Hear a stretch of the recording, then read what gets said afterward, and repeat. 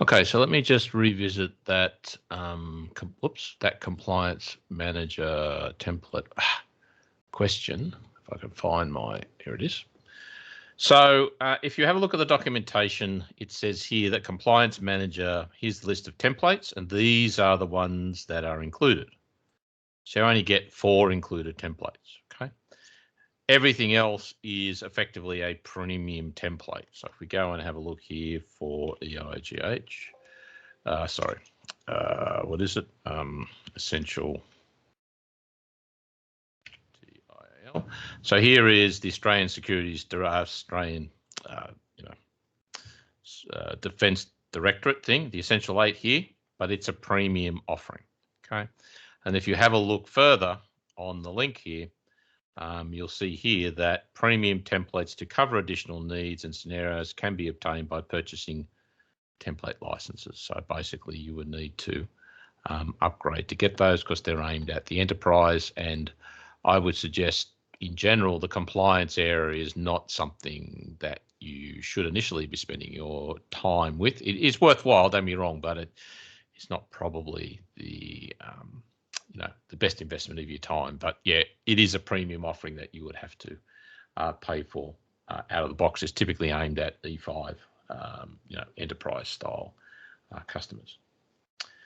So the reality here is that you just pull this across. So if we say PowerShell, PowerShell, PowerShell 3 times quickly, like we say Beetlejuice, then magically it will appear. So if we go to my environment here, I have created a PowerShell script, which is freely available. So if you go to my Office 365 repo and look for a script called SecTest, so security test, and then just let me cross what it does. What it will do is it will allow you to verify your configuration against 31 of the most common threats that are out there in an automated way. So if you want to check against the Hive Nightmare, the Print Nightmare, Squibbly Doo, that's my favorite one. The MSHTA one is in there as well. You can, where's MSHTA? You can run that. There's the MSHTA. So you can select one or, again, many scripts if you want. You can run them all together, but I'll just run this one and run this, and it will then run it in an automated manner. So you can see that has failed because Notepad hasn't executed. So again, go in and avail yourself of those logs. Those PowerShell scripts in there. SecTest is the one that will run up to those 31 tests. Now, the good thing about SecTest is that firstly, it will verify the environment, whether you have an issue you need to address. And secondly, it will also generate alerts. So I've used it in my environment to make sure that my alerting process is working, that it does go in and generate alerts through my system, and they end up in the places I expect of the severity. So that's the other thing that I use it for, to verify that these things are tripping alarm bells and are causing things that alerting me in a way that I would expect. So let me just see quickly here if it has done what I expected, or I have got an alert. I might have toned that one down. So let me just have a look here. Where's my alerts? There it is. So what do I got here? No. Okay, so there's not one in there for the time being, so let's not worry about that. So yeah, go in and have a look at those scripts. You'll find those at github.com/director CIA. So let us now talk about email. We finally got to the point where we can talk about email protection, what we should be doing. We've got our DNS records in place. So the first thing to understand is how the filtering works with Exchange Online. So the way it works is that it will run through a perimeter protection process, which is something that Microsoft totally controls. There's nothing you can configure in there. It's going to do IP-based edge blocking, directory tests, envelope blocks, all that sort of stuff. It will then hand off to the inbuilt AV scanning as part of Exchange Online. Again, that's a Microsoft configuration option only.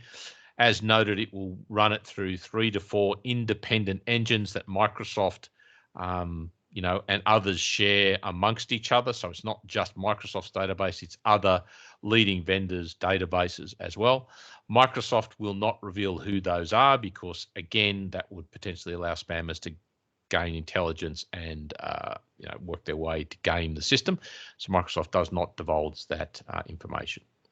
Next, after that, is custom transport rules. So if you've gone in and created a custom transport rule, you can use that to bypass some of the scanning and the policies if you wish. Be very careful doing that. So try and avoid custom transport policies if at all possible. If you have configured them, make sure they are configured correctly and are doing what you expect. Now, the majority of the time, our inbound email will end up in the spam protection option. It will go through the safe the safe recipient list. It will go through SPF sender and so on, right? So that's all fairly standard. We'll look at those policies in detail. It relies on the DNS records and so on. But the one I'll call out here is this one here called international spam. Now, by default, the policies for Exchange Online accept email in any language from any country. Now, to me, that doesn't make sense because the majority of email I am going to receive is going to come from English-speaking nations and probably a handful of countries. Okay, I'm not expecting emails from Polynesia. I'm not expecting emails from Guam or Iceland or the Virgin Islands. So it would make sense as a default policy to disable all of those and enable the ones that I need. And the same thing with the languages. I'm not expecting anything in Russian. I'm not expecting anything in Chinese. So why don't I block those? So again, by default, all of this stuff is turned on. It's up to you to go in and reduce the attack surface region. Again, it's not a be-all and end-all. Never claimed that it was. But it is another step you can take to reduce your surface area and prevent potentially emails from the Virgin Islands that may be used maliciously to enter my system. All right, so very, very important, I think, is to look at those spam protection rules and decide, okay, where can these be improved? And we'll look at that in a little bit more detail shortly. Now, once it's gone through the standard Exchange Online protection, if you have Defender for Office 365, which we have with Microsoft 365 Business Premium, then it provides an extra level of protection with safe attachments and safe links. So safe links is a proxy, a reputation proxy, which means that if a user clicks on a link from an email, it goes through a Microsoft proxy, which will verify that the email is not known to be malicious and then potentially allow or disallow the user, depending on the policy. Safe attachments will determine what is a risky attachment, and it will basically open that attachment inside a sandbox VM automatically in a Microsoft data center and then verify whether it actually does bad things like change the registry or launch CryptoLocker or whatever. So that's what those two provide. And Defender for Office 365 also adds on top of that the ability for enhanced anti-spoofing style attacks as well. So we can have a look at those shortly. Now, as important as inbound email is, don't overlook outbound email. So you should be filtering. There is an outbound email filter. It will again go through AV. Why is this important? Well, if an attacker gains access to your system, they could use that mailbox to do mass mailing, to harass people, to spam people, and so on. So you don't want that to happen. So we want to make sure that everything's scanned again and we have any transport rules there. And then we have our spam protection capabilities. And one of the important things in here is going to be the ability to limit how many emails that users are able to send. So what I need to do is go and find a tenant, which is this one, that has actual emails flowing into it. Let us go into the admin. Let us go into, once again, the security. Hopefully it takes us to the new portal. Fingers crossed. Looks good. Fingers crossed. No, it took us to the old one. How annoying. So again, I will go to all apps. I will go to security. So you'll find the email and collaboration options here in the new portal. Okay, so you'll see that we want to look at the policies and the rules here. So we've got threat alert, managed advance alert, and activity alert. So this is where that is. Now, if we go to threat policies, you will see that under policies, we have anti-phishing, anti-spam, anti-malware, safe attachments, and safe links, because this does have Defender for Office 365. So let us have a look at our anti-spam as the starting point. So in here, you will see we have a list of policies. You can have as many as you want. You can target them at different users, have different settings, do all of that. You'll see here that I have a best practices. I have a standard default. So all these ones are default options. These are provided by Microsoft. Okay, so again, you'll see here that we can go in and there isn't really the capability to edit many of the settings in here. So there is some limits on what can be done and can't be done with the default policies. My best practice is always to create another rule that, again, if there's a problem or an issue, I can delete it. I can disable it if I need to. So I always like to create another policy, because see here, I can easily turn that policy off if I need to do any debugging. Okay.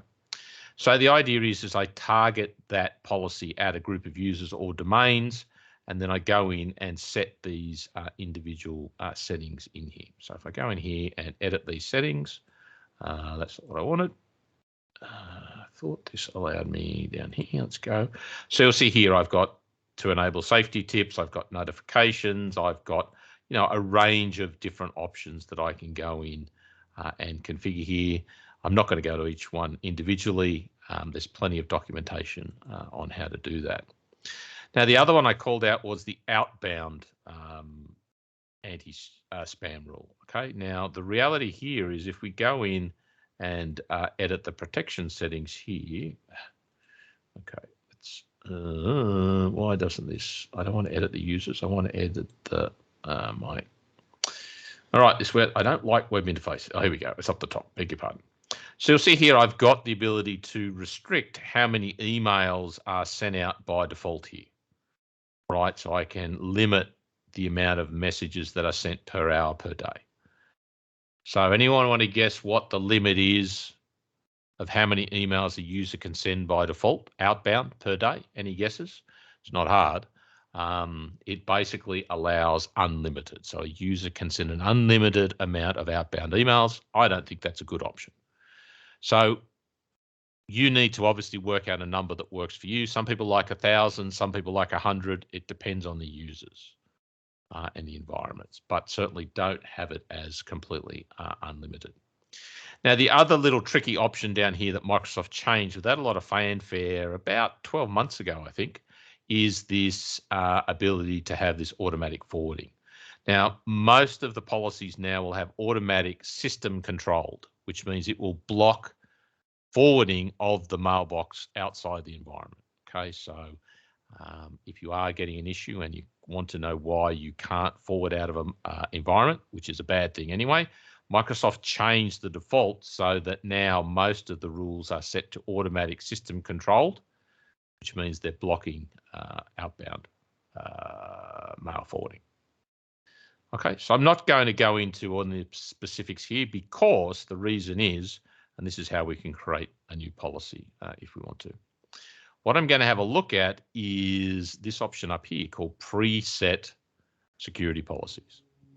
So these are policies provided by Microsoft. Again, think standard templates that they provide for you. So there is a standard protection and there is a strict protection. So you can basically turn this on, and this will create the appropriate policies for Exchange Online, for Defender for Office 365 to the level of the standard and strict protection. Now, if you want to know what that does, if you select the Learn More here, it'll give you details about what those settings are, what each option does. So again, go in and have a look at that. Does anyone know, or does anyone want to volunteer, what is the limitation of these preset security policies? Has anybody got experience with trying to work with the preset security policies and discovered some of the limitation? No, it's not conditional access. What else is there? Surely someone's tried to set these up and they've come a cropper somewhere. Well, the reality is if you use these preset security policies, you can't edit them, right? So you can't take them as a base and then make modifications and add a tweak, add a whatever. It's all or nothing. So if you do use these preset security policies at this point in time, you can't edit them. You can't change them to suit a particular environment, a particular user. So my advice to you is what you do is you create your own best practices policies based on what these recommendations are, but you create your own baseline policy as, let's go to anti-malware, as I do, but they effectively conform exactly to the same settings that Microsoft recommends. But I've got now the capability to go in here and edit them if I need to. All right, so I've got that capability. So my advice to you is go in and have a look at what the preset security recommendations are from Microsoft. Again, my preference is always for the more strict protection, okay? But you can certainly do standard. Pull out what those settings are and then create your own policies, and it'll give you more flexibility than the preset ones. Now, the other interesting one up the top here is the configuration analyzer. This is a super cool tool, which, again, I don't see a lot of people using. All right, so the idea here is that this will tell you like a bit of a secure score for your emails. So it's going to tell me, it's like, okay, based on our recommendations, and you'll see here are the abilities to, look at the, recommendations here. It's going to recommend that my anti-spam is not set up to best practices, and this is the current configuration. And its recommendation is it shouldn't go to junk, it should go to quarantine. Now, to update this policy, all I have to do is push this button and confirm, and then that change will be applied to my environment. So again, my advice would be is go in, run the configuration analyzer over your own environment, see what the recommendations are and what improvements that you can go in and basically make. All right, because if I'm analyzing, if I'm doing a pen test or an evaluation for a customer, this is one of the places I'm going to come, because if there are any options here that are potentially not green, that means we're not at best practices. So again, go in and have a look at this analyzer to see what it is. Now, again, like Secure Score, you can go in and look at how the configuration has drifted or changed over history. So again, this is a good way to go in and view the changes basically, over time. But this is a super handy tool that you can take advantage of. Configuration Analyzer, and the way that I got to that is I went into the policies and the rules, went into the threat policies, and then Configuration Analyzer basically is at the top of the list here. Okay. Now, the Defender for Office 365 basically will give us things like this safe attachment and safe links. When you configure Microsoft 365 Defender, you will find that there is no policy. You have to go in and add a policy. So there is no policy generally out of the box. Also note there are global settings up here that you can turn on, which means that you can also protect SharePoint, OneDrive, and Microsoft Teams. That is generally not on by default. So go in and obviously turn that on as well, and that will protect uploads to those environments as well. But for all the Defender for Office 365 stuff, make sure you go in and add policies. There are no policies generally by default. So go in and verify the anti-spam policies, create your own anti-spam Exchange Online policies, and then do the same for Defender to best practices. Okay, so you'll need to do that for the anti-phishing, safe links, and safe attachments. Now, if we have a look at the anti-phishing, you'll see again plenty of policies here. So let's go in here and go in and edit these. So again, a lot of this is based on, intelligence, AI, decision making. There's not necessarily an on or an off option here. It's, again, using things like DMARC, Dkim to help it make informed decisions about what is spam or what is phishing. The slider up here allows you to adjust the threshold, right? My advice, the general advice is option 3 is your best option. You can set it to 1 or you can set it to 4. Again, it's up to you. And again, you can hover over it, select learn more, and it's going to give you information about, those levels. So here's the definitions of the level. So messages that, if you set it to 4, messages that are identified as phish with medium, low, or high are treated as low. Basically they're not trusted. Okay, so there's all the information on that. Make sure that you go and set all those policies and configure them appropriately for anti-phish, anti-spam, anti-malware, safe attachments, and safe links. Then start looking into your configuration analyzer to make sure that it conforms to best practices. Okay. Now here's our Dkim. So if you wanted to go in and configure our Dkim once our DNS records are up to, they are in there, you'll again see that if I go and click in here, that generally my Dkim is already enabled. When I do enable it, it will check the DNS records before it allows it to be enabled. So you do need to do those DNS records correctly. Okay. So lots of options are basically in here for you to go and play around with. Now, let us go back to slides go. And continue on. All right, so that's our inbound and our outbound filtering plus Defender for Office 365. Now, a very, very important thing to basically think about here is that at the end of the day, there is a multi-layered approach to defending Exchange. So you'll see that we've got our edge protection, we've got IP throttling, we've got all of that sort of capability that Microsoft manages.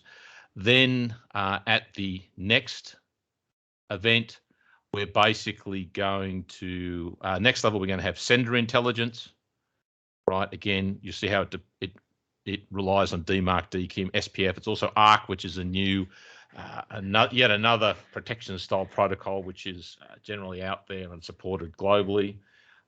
Then we've got our content filtering. This is typically where the reseller kicks in, and we'll start largely, going in and setting the policies as I showed you before. Okay, so this is where you would step in and create those policies. And then we've got our post-delivery protection. So we're going to protect on our Office clients, on our OneDrive and our SharePoint, we're going to have safe links, URL detonation. All of that is already built into the product. Now, if you choose to implement a third-party filtering solution, this is the impact it has to the Microsoft 365 environment. It is going to reduce its effectiveness because the filtering is going to interfere with all of these services because they require and expect a direct connection to the internet, and they expect that emails will be delivered from the server they're sent from, not from a single hygiene server outside the environment. And my opinion is, and I'm, again, yet to be convinced otherwise, that there is no need for any third-party mail filtering service in front of Microsoft 365 at all. Correctly configured, it does a stupendous job. It is the best product on the market. It sees more emails, has more intelligence. Everything I've seen indicates that it is a superior product, but it needs to be configured like any product correctly. And you will not get the best results if you do put a third-party service in front of it, and that third-party service would charge you additional funds as well. So as mentioned, the preset security policies and configuration analyzer at the top. We talked about the preset configuration policies, and remember the limitations that you can't edit these if you implement them. We talked about the configuration analyzer to go in and have a look at your environment and determine whether it is at best practice and give you a simple option. Now, my question at this point is okay, if Microsoft is analyzing it for us, okay, analyzing for us, and is giving us the capability to change it manually, right, by click of a button. How far away are we from Microsoft doing this automatically? So I think in the long run, Microsoft will assess tenants and assess whether they are at best practices, assess whether they are vulnerable, and it will automatically start making these changes. So I see a day when all of this is going to be handled by Microsoft directly using its own AI. So something to consider that, again, utilize this, but I see that, like I said, that little upside down triangle is the machines are going to start doing this because they're going to be able to judge the best as to whether this is, basically this is a vulnerable system and could it be improved, and then they will automatically make those changes, or they will prompt the user to say, do you want to improve your email security? Push this button, yes, and it will do it for them. So we had a look at a demo. This reporting stuff, this is really cool. Again, this is going to give you this capability to look at the impact that each one of your policies have made to the environment. All right, so if we go into the reports, no, I'm in the wrong place. Where's my other one? Is this one? Yes, there we go. Sorry, I have to be in the mail area. So I go to my reports, I go into my email and collaboration reports, a lot of great information in here, spend some time seeing things like threat protection analysis, URL reports, malware. But let's have a look at the mail status. Okay, so you'll see here I get a nice graph of what's going on, but let's have a look at the direction here. Right, so it'll show me inbound, outbound, but look at the funnel here. So this shows me that in the last 30 odd days or whatever, I've received in this demo tenant, 3,000 and 1,118 emails. Of those, Microsoft has got rid of the majority with their edge protection. Then the transport rule, the edge protection has then taken that out. And then we've got the transport rule, then we've got the anti-malware filters, the anti-phishing, the bulk anti-spam, all the way through. So you'll see that from an inbound of 3,100 emails, I'm down to about 1,900.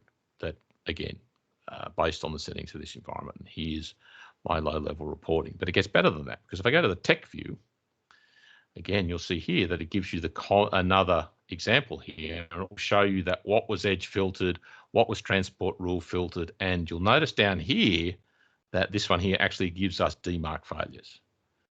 So again, DMARC costs nothing. DMARC's just a DNS record. Why not set that so we've got this sort of information made available to us? So all of this is built in to the environment. We've got nice low level. We can export this to other services if we want to get reporting, but that reporting to me is more than adequate. Now, what you can also do is if you go to the front page here, you'll see that the report's here, but you can create a schedule. So basically what you can do is you can automate the creation of a weekly email reporting schedule sent to basically whomever you want. All right, so it's quite simple to do that. So all of this stuff is already built in to the environment that I don't see a lot of people taking advantage of.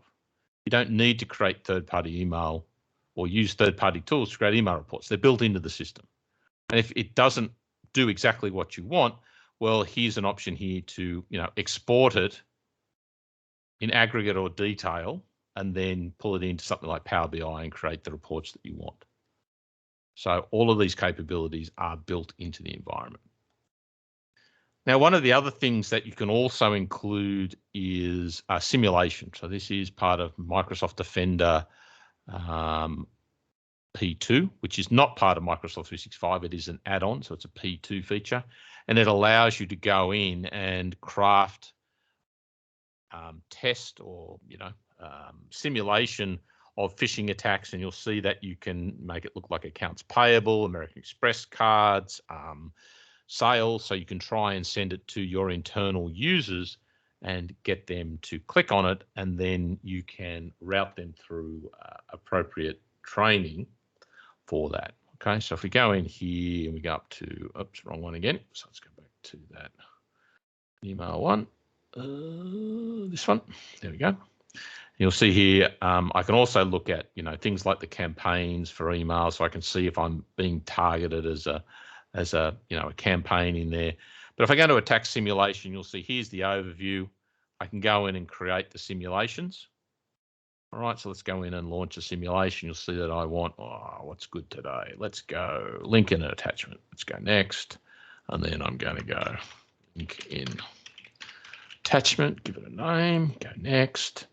And you'll see I can create a payload. I can, select this one. This will give me, looks like an applied company's invoice.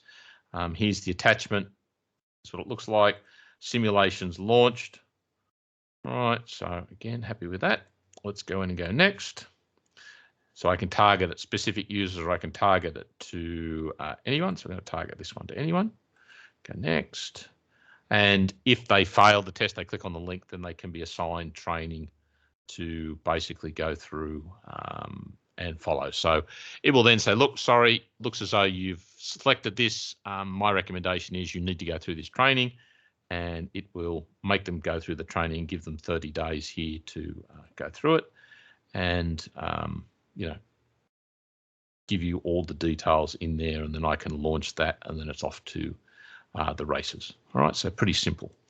But that simulation training is included, but it's only included with P2. So Azure Microsoft Defender for Office 365, P2 includes that attack simulation training. A worthwhile investment. And again, maybe you can get that for the environments initially and then cancel the subscription or move or roll back to P1 if you wish to. But again, that is part of the value of E5 over Defender Business Premium. E5 includes Defender for Office 365 P2.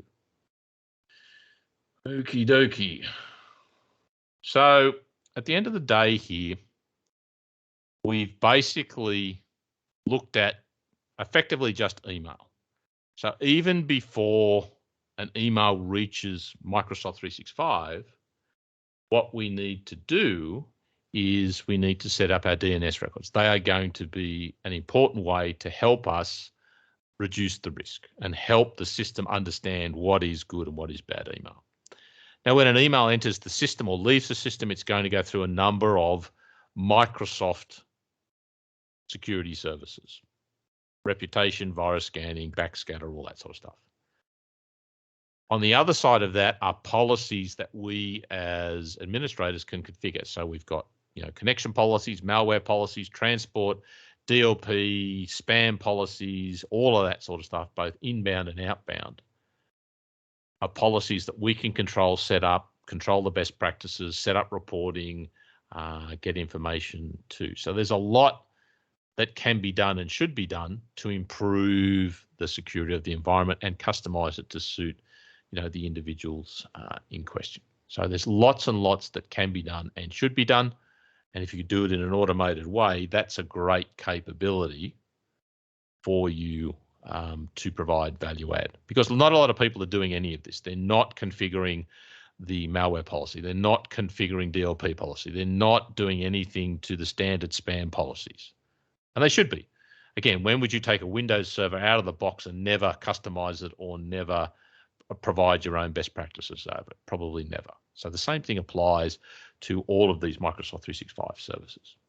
Now, even beyond just looking at pure email, the services in this small micro view, if we pan back, we've not only got all that on that connector there, the DNS, Exchange Online, Microsoft Defender, but the email is going to be delivered to a workstation. That workstation is going to be protected by endpoint security and Intune. It's going to have Windows information protection. It's going to have attack surface reduction. It's going to have BitLocker. It's going to have Outlook with its protections. The user who logs in is going to have conditional access and MFA and so on. So again, this is this concept of defense in depth. It's not just one service. It's all services working together.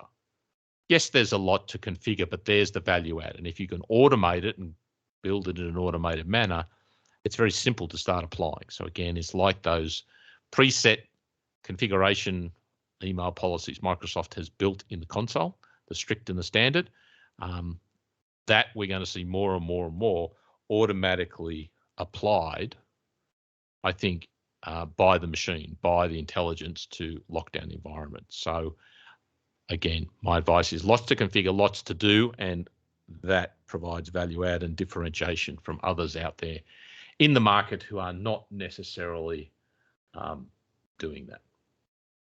All right, so are there any questions?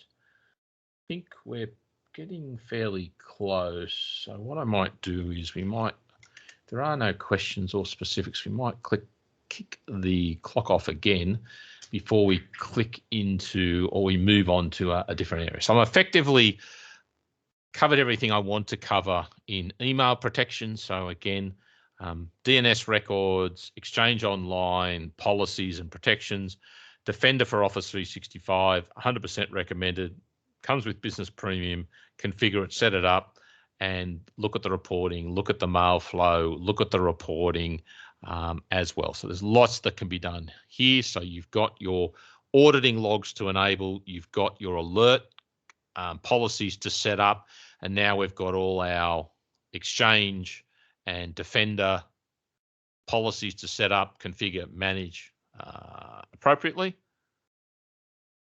And now we need to, again, turn our attention to something else. But before we do that, do we have any questions?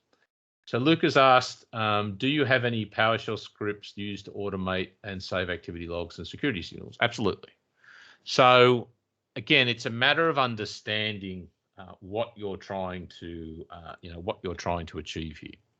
All right. So if you do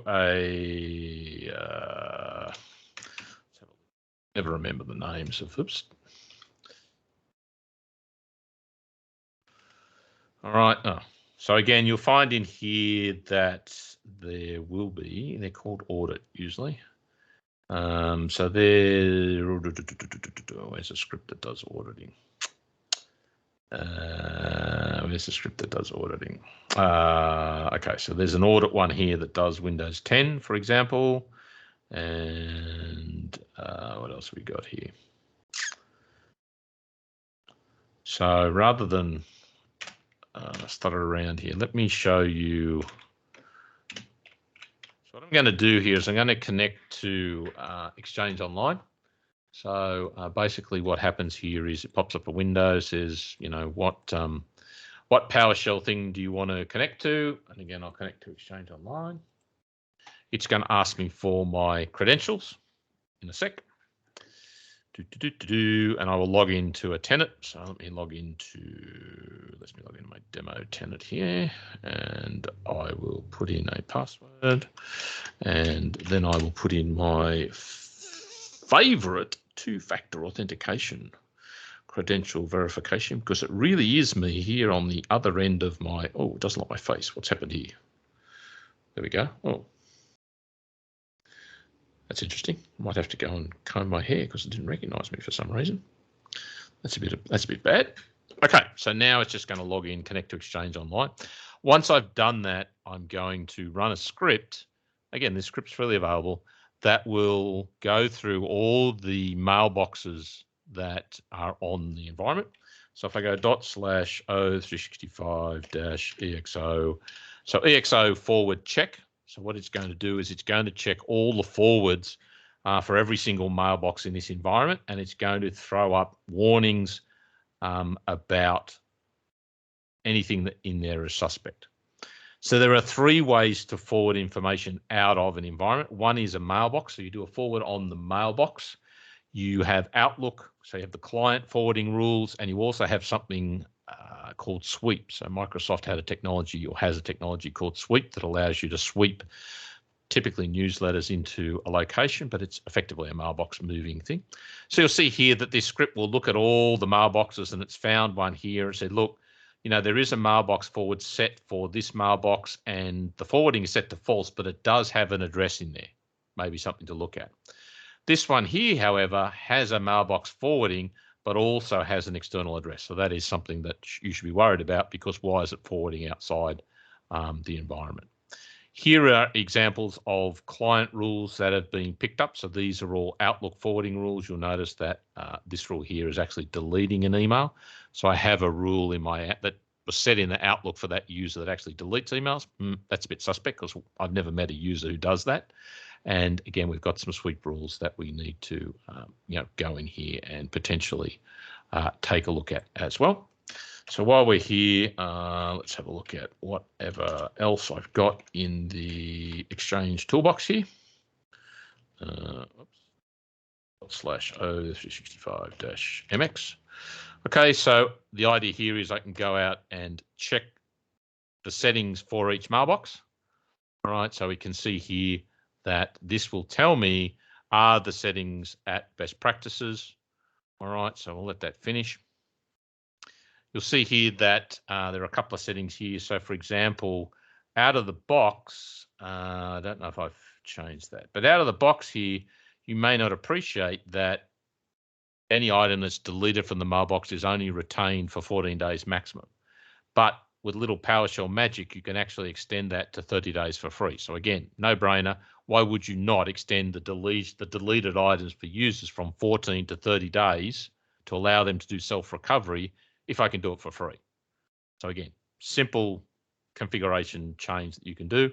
You'll see that I've got litigation hold turn on to preserve each mail no matter what the change is. I've also turned off POP3 and IMAP, which we'll talk about shortly. So again, these sort of scripts are, again, readily available. You can download these, modify these, and do whatever you want with them and have a look through the list that is there. Okay.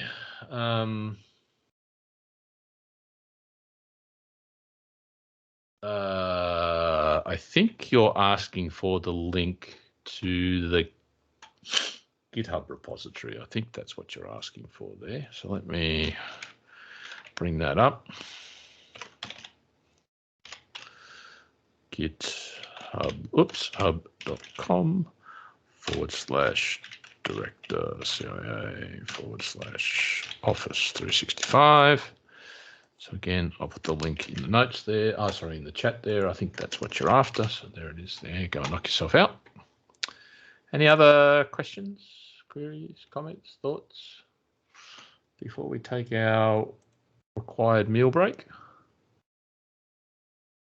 All right, I don't see any questions. So what we'll do is we'll punch the clock, stop the recording, and we'll be back in 10 minutes.